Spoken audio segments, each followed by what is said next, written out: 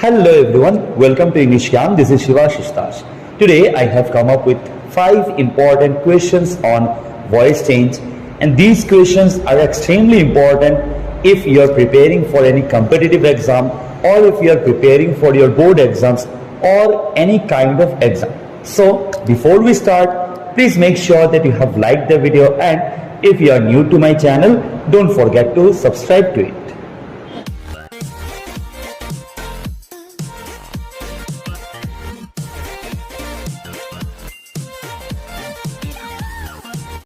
तो देखते हैं ये सेंटेंस क्या है। The government implemented new policies to reduce pollution in the city. इस सेंटेंस में there is no auxiliary word. It means ये पैसिव नहीं है। This sentence is in the active form, because अगर एक सेंटेंस को पैसिव में होना है तो एटलीस्ट इसमें ऑक्सिलरी वर्ब और वर्ब का थर्ड फॉर्म होना चाहिए। सो इसमें ये नहीं है, so it is in the active form. So next, इसको हम पैसिव में कैसे कन्वर्ट करेंगे? First of all we have to identify the subject, verb and object of the sentence. हमको सेंटेंस में उसका सब्जेक्ट, उसका वर्ब और उसका ऑब्जेक्ट आइडेंटिफाई करना होगा। So let's see what is the subject in this sentence. The government implemented means किसने implement किया? गवर्नमेंट ने इंप्लीमेंट किया। So the doer of action is the subject, that is the government is the subject here. And what comes next? After the subject we always get the verb, and the action here is the verb. So यहाँ पे क्या काम किया गया है? Government ने बहुत कुछ इम्प्लीमेंट किया है। So यहाँ पे इम्प्लीमेंट हमारा verb है, implemented is the verb, and we must remember the things that come immediately next to the verb are nothing but the object. Object हमेशा verb के immediate next रहता है। So यहाँ पे verb के immediate next क्या है? New policies to reduce pollution in the city. हम यहाँ पे न्यू पॉलिसीज भी कंसीडर कर सकते हैं, या फिर पूरा ये part new policies to reduce pollution in the city, ये भी हम ऑब्जेक्ट कंसीडर कर सकते हैं। So I am taking new policies at the object. मैं बस न्यू पॉलिसीज से स्टार्ट करूंगा। To reduce pollution in the city, ये हम लोग एक्स्ट्रा कंसीडर करेंगे। सो वॉइस चेंज का पहला रूल है कि the object becomes the subject and the subject becomes the object. मतलब हम जब चेंज करते हैं तो इंटरचेंज करते हैं। मतलब यहाँ पे हमको ऑब्जेक्ट से शुरू करना होगा। We have to start the sentence with an object, that is new policies. So question में जो हमारा ऑब्जेक्ट था, now it has become the subject, new policies. Now we have to see कि ये वर्ब कौन से टेंस में है। इंप्लीमेंटेड, वर्ब के लास्ट में ईडी दिया हुआ है, इट मीन्स ये वर्ब पास्ट टेंस में है। सो हमको ये याद रखना होगा कि अगर वर्ब प्रेजेंट टेंस में होता है तो auxiliary verb am is are use होता है, एंड अगर वर्ब पास्ट टेंस में दिया होता है तो ऑक्सिलरी वर्ब वाज या फिर वेयर यूज होता है। So as you can see यहाँ पे ऑक्सिलरी वर्ब क्या यूज होगा? मेन वर्ब है पास्ट टेंस में, सो ऑक्सिलरी वर्ब was या फिर where यूज होगा। और हमको शायद पता है सभी को, was यूज होता है in case of singular and where use होता है इन केस ऑफ प्लूरल। सो यहाँ पे न्यू पॉलिसीज बताया गया है, that's why it will B where, new policies where। अब हमको क्या करना होगा? ऑक्सिलरी वर्ब के बाद ही जो दिया गया वर्ब है उसका पास्ट पार्टिसिपल फॉर्म यूज करना होगा। मतलब जो वर्ब हमको प्रोवाइडेड है उसका थर्ड फॉर्म हमें यूज करना होगा, पास्ट पार्टिसिपल फॉर्म यूज करना होगा, दैट इज इंप्लीमेंटेड का पास्ट पार्टिसिपल भी इंप्लीमेंटेड ही होता है। That's why we have to write implemented. New policies were implemented. हमने ऑक्सिलरी वर्ब भी लिख दिया, वर्ब भी लिख दिया। अब हमारे पास दो चॉइसेस है। एक ऐसे हम लिख सकते हैं, इंप्लीमेंटेड के बाद एक प्रीपोजिशन बाय यूज करना होगा। हमको खुद से एक प्रीपोजिशन लगाना होगा बाय, और उसके बाद क्वेश्चन का जो सब्जेक्ट है वो हमें लिखना होगा। क्वेश्चन का सब्जेक्ट है द गवर्नमेंट, सो हम लोग लिख सकते हैं द गवर्नमेंट। और इसके बाद जो रिमेनिंग पार्ट है वो पूरा हम लोग लिख सकते हैं, that is to reduce pollution in the city. ये पूरा का पूरा पार्ट हम लोग लिख सकते हैं, to reduce pollution in the city. So ये आंसर होता है new policies were implemented by the government to reduce pollution in the city. इसी सेंटेंस को हम कुछ दूसरे तरीके से भी लिख सकते हैं. We can write it as new policies were implemented. इस वर्ब के बाद हम लोग रिमेनिंग पार्ट लिख सकते हैं. New policies were implemented to reduce pollution in the city. उसके बाद हम लोग लिख सकते हैं by the government. So I hope it's clear to you now. हम लोग देख सकते हैं हम लोगों ने एक्टिव वॉइस को पैसिव वॉइस में कैसे कन्वर्ट किया. पहले हम लोगों ने आइडेंटिफाई किया कि सेंटेंस एक्टिव है या पैसिव. उसके बाद हम लोगों ने सब्जेक्ट वर्ब ऑब्जेक्ट को सेपरेट किया, ऑब्जेक्ट से स्टार्ट किया. उसके बाद हम लोगों ने मेन वर्ब देख के ऑक्सिलरी वर्ब यूज किया, फिर मेन वर्ब का थर्ड फॉर्म यूज किया. Then we have used a preposition by, then we have used the subject of the sentence, और उसके बाद हम लोगों ने जो रिमेनिंग पार्ट था वो यूज कर लिया. So I hope this sentence is clear to you. Let's move on to the next one. So the second question is she was elected the president of the club. Here you see इस sentence में there is an auxiliary verb, there is also the third form of the verb. That means ये sentence passive voice में है. लेकिन एक problem है, there is no object. She was elected the president of the club. उसको club का president elect किया गया था, लेकिन किसने इलेक्ट किया था? It's not given. That means इस सेंटेंस में ऑब्जेक्ट मिसिंग है. सो ऐसे सेंटेंसेस में हमको क्या करना होता है? In such sentences we have to assume an object. हमको एक ऑब्जेक्ट अज्यूम करना होता है सेंटेंस के साथ जो सुटेबल होता है.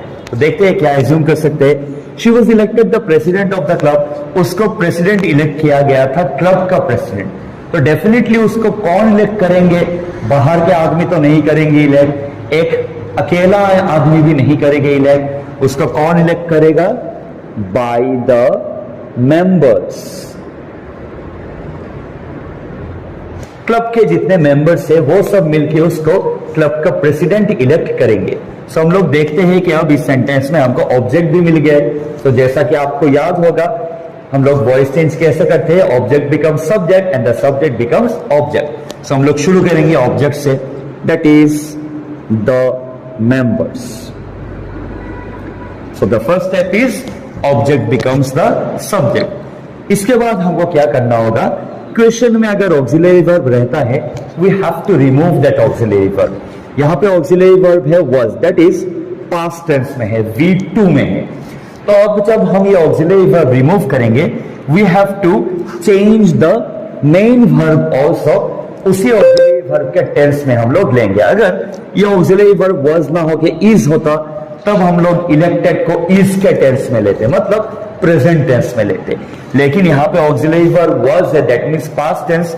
तब हमको मेन वर्ब को भी पास्ट टेंस में लेना होगा, दैट इज इलेक्टेड का पास्ट टेंस यूज करना होगा. और इलेक्टेड का पास्ट टेंस कुछ नहीं, इलेक्टेड ही होता है. That's why we have to write the members elected. इसके बाद हम लोगों को क्वेश्चन के सब्जेक्ट में जाना होगा. क्वेश्चन का सब्जेक्ट क्या है? She, that is the member elected her होगा. शी से हर हो जाता है, I think we all know that. So the members elected her. Members ने उसको इलेक्ट किया. क्या इलेक्ट किया? The president of the club. हम लोग अगर चाहे we can also provide as here. हम लोग ऐसा भी लिख सकते हैं the members elected her as the president of the club, या फिर the members elected her the president of the club. Both of this will be correct. So हम लोग ये देख सकते हैं कि देखिए क्वेश्चन में पैसिव वॉइस था, इसीलिए एक ऑक्सिलरी वर्ब और V3 था. लेकिन आंसर में ये एक एक्टिव वॉइस का सेंटेंस है, that is why there is no auxiliary verb. So I hope आपको क्वेश्चन नंबर 2 भी समझ में आया होगा. चलिए क्वेश्चन नंबर 3 देखते हैं. So question number 3 is paint the walls of the room. So इस सेंटेंस में हम लोग देख रहे हैं कि ये थोड़ा डिफरेंट है, बिकॉज ये एक एजर्टिव सेंटेंस नहीं है. पिछले दोनों सेंटेंसेस में हमने देखा कि दोनों ही एजर्टिव सेंटेंसेस है. Both of them way assertive sentences. That means they way descriptive sentences. कुछ घटना डिस्क्राइब किया गया था। लेकिन इस वाले सेंटेंस में it's not like that. Paint the walls of the room, मतलब रूम के जो वॉल्स है उसको पेंट करो। तो यहां पे कुछ करने को कहा जा रहा है, मतलब कुछ ऑर्डर दिया गया है। And in such cases these sentences are known as imperative sentences. मतलब अगर किसी सेंटेंस में कोई भी ऑर्डर हो, कोई भी एडवाइस हो, कोई सजेशन हो, कोई रिक्वेस्ट हो, ये सब आ जाते हैं इंपरेटिव सेंटेंसेस के कैटेगरी में। सो ये सेंटेंस भी इंपरेटिव है। तो देखते हैं इंपरेटिव सेंटेंस को हम लोग कैसे चेंज करते हैं। यहां पे हम लोग देखेंगे it begins with a verb paint, मतलब पेंट करो, कुछ करने के लिए कहा गया है। So it's a verb. क्या पेंट करने को कहा गया है?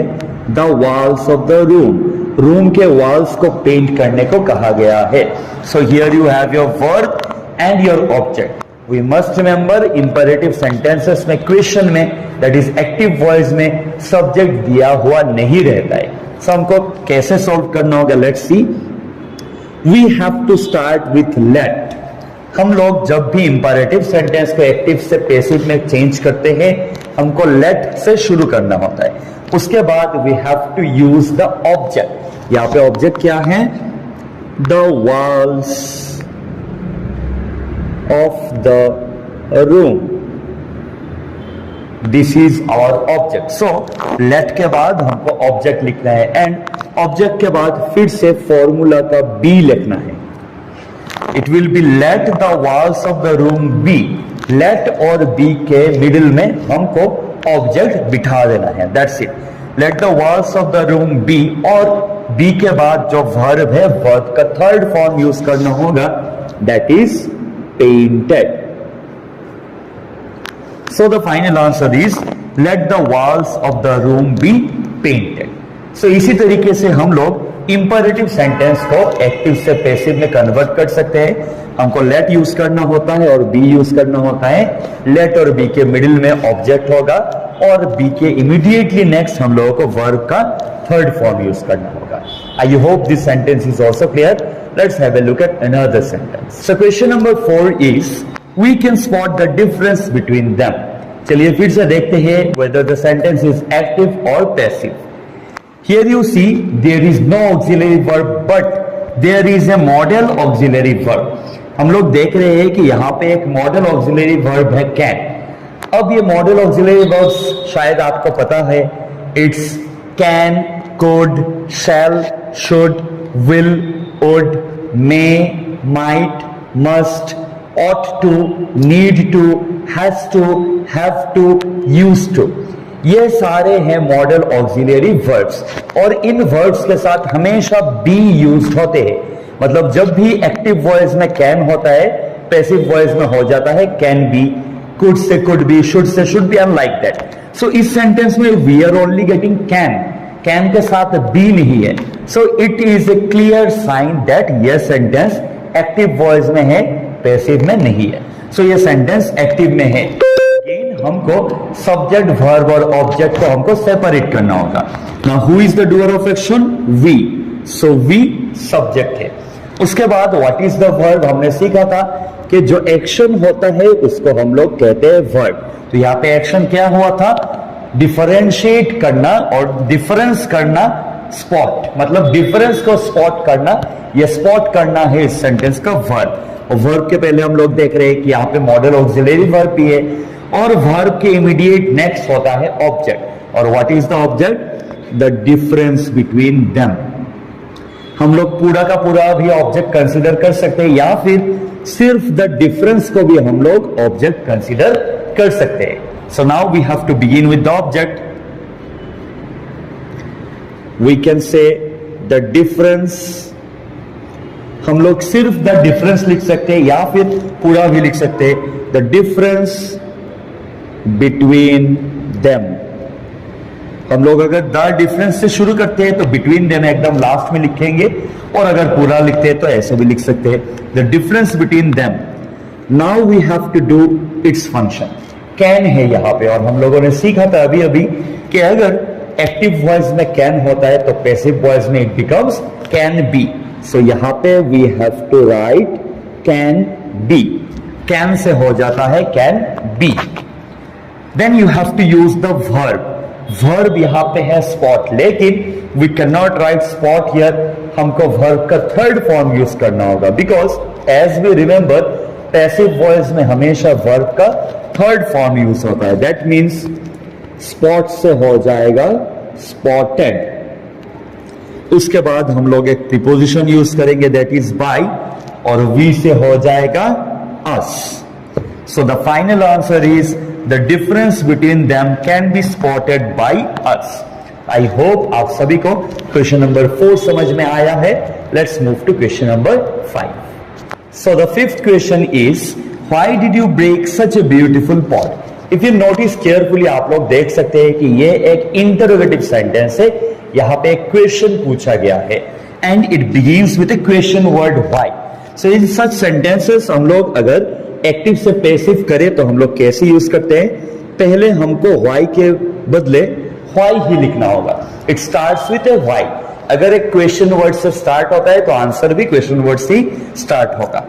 Then you are getting a word here did. अगर हम लोग ध्यान से याद करें, डिड होता है पास्ट टेंस में और डू डज होता है प्रेजेंट टेंस में। सो डिड अगर पास्ट टेंस में होता है तो ऑक्सिलरी वर्ब भी पास्ट टेंस में ही यूज होगा। सो ऑक्सिलरी वर्ब पास्ट टेंस का क्या क्या होता है, वाज या फिर where.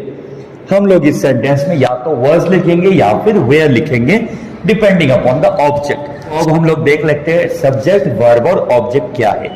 Subject is you, verb क्या है, क्या काम किया गया है, ब्रेक किया गया है, और वर्ब के जो इमीडिएट नेक्स्ट होता है वही होता है ऑब्जेक्ट। सो यहाँ पे इमीडिएट नेक्स्ट क्या है, सच ए ब्यूटीफुल पॉट। हम लोग एक बहुत ही ब्यूटीफुल पॉट के बारे में बात कर रहे हैं, तो ये पूरा का पूरा हमारा ऑब्जेक्ट है। So let's bring the object here, that is such a beautiful pot. So हम लोग देख रहे हैं यहां पे हम लोग एक पॉट के बारे में बात कर रहे हैं। That means it's singular, and if it's singular we can not use were here, we have to use was. So it will be why was such a beautiful pot. अब हम लोगों ने ऑब्जेक्ट तो लिख दिया, ऑब्जेक्ट के बाद हमको लिखना होगा वर्ब, लेकिन वर्ब का फर्स्ट फॉर्म नहीं जाएगा, वर्ब का थर्ड फॉर्म जाएगा। दैट मीन्स ब्रेक का हम लोगों को थर्ड फॉर्म यूज करना होगा, पास्ट पार्टिसिपल यूज करना होगा, ब्रेक, ब्रोक, ब्रोकन। सो हमको लिखना होगा broken, and after the verb we have to use a preposition by, and last में हम लोग सब्जेक्ट लिखेंगे, subject is you, and it will end with a question mark. So the final answer is, why was such a beautiful pot broken by you? So I hope आप सभी को question number 5 भी समझ में आया होगा। If you still have any doubts regarding question number 5 or any question, feel free to drop in your questions in the comment section below. और अगर आपको वॉइस चेंज या फिर ग्रामर के ऐसे ही टॉपिक्स पे कई और वीडियोस चाहिए तो stay tuned to English Gyan. Keep learning and keep sharing. Thank you.